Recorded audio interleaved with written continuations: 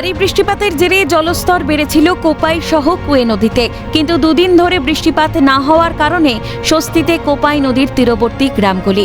তবে সাধারণ মানুষের আশঙ্কা, নতুন করে যদি ফের বৃষ্টিপাত হয় বা নতুন করে কোনো জলাধার যদি জল ছাড়ে তাহলে প্লাবিত হবে গ্রামগুলি। এদিকে জলস্তর বেড়েছে বাঁকুড়ার গন্ধেশ্বরী, দ্বারকেশ্বর সহ জঙ্গলমহলের বিস্তীর্ণ নদগুলিতে। ইতিমধ্যেই জলের তলায় চলে গিয়েছে বিভিন্ন এলাকা। অগত্যা নদী পাড়ের কৃষিজীবীরা প্রায় 8 থেকে 10 কিলোমিটার ঘুরপথে বাঁকুড়া যাচ্ছে। এদের মধ্যে কেউ কেউ জীবনের ঝুঁকি নিয়ে সেতুর উপর দিয়ে পারাপার করছে। ভৈরববাকি নদীর কাটাপাল কজওয়ের উপর জল বাড়ল।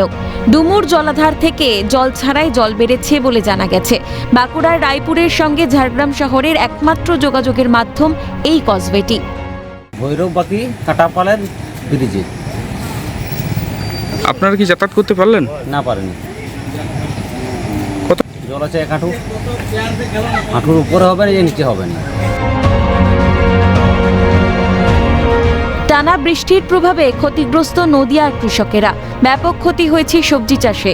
সবজি চাষিদের পাশাপাশি ক্ষতিগ্রস্ত হয়েছেন পাট চাষিরাও। অত্যাধিক বৃষ্টিতে সবজির ফলন কমেছে। পরবর্তীতে রোদের তাপে সবজির গাছে ধীরে ধীরে পচন ধরেছে। ঘটনায় দিশেহারা এলাকার বহু কৃষক।